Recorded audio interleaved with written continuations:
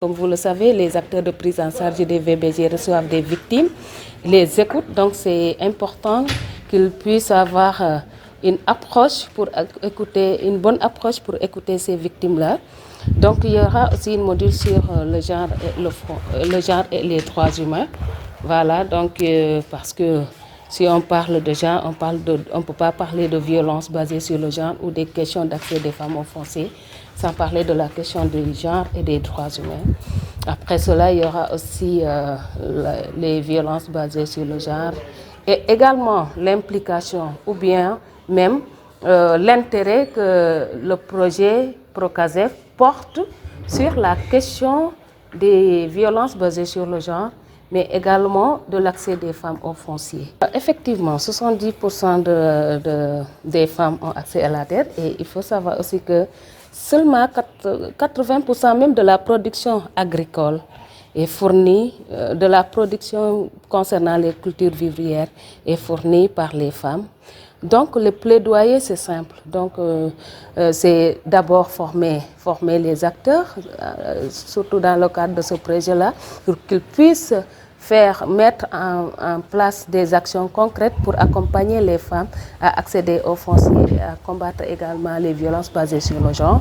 Parce qu'il faut savoir également que ces violences sont parfois liées à l'accès au foncier. Par exemple, si une veuve qui se retrouve empêchée d'exploiter le champ laissé par son mari, subit des violences, que ce soit des violences psychologiques, des fois même ça peut aller jusqu'à des violences physiques. Donc, raison pour laquelle on ne peut pas parler de la question de l'accès des femmes au foncier sans parler de la question des violences. Et il faut savoir qu'en général, dans la généralité, les violences sont un frein à l'autonomisation économique de la femme.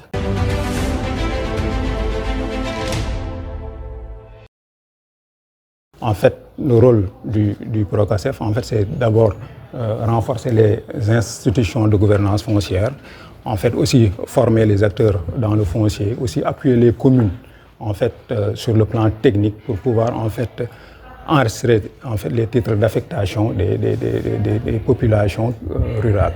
Non, pour le moment, on est en phase d'enrôlement, ce n'est pas encore fini, nous n'avons pas encore fini, mais pour le moment, nous intervenons dans, disons, sur les 8 communes que nous avons à Ziguinchor, nous intervenons dans les 6 communes déjà. Il reste Djembereng et Santhiaba Manchak, on n'a pas encore intervenu là-bas. Donc, quelles sont ces 10 communes? Les 8 communes d'intervention sont les communes de Moulomp, Djembereng, Santhiaba Manchak, Oukout pour le département d'Oussouye, et pour le département de Bignona, nous intervenons dans l'arrondissement de Tengori, la commune de Tengori, Koubalan, Ouank et la commune de Niamon. En fait, le choix de ces communes s'est fait, il y a un certain nombre de critères qui ont été identifiés. Et le choix s'est fait en fait en collaboration avec l'AMS, parce que nous avons une convention avec l'AMS. Donc c'est l'AMS qui nous accompagne en fait dans l'identification de ces communes-là. Donc c'est dans ce cadre-là que nous avons identifié 138 communes dans les 14 régions du Sénégal.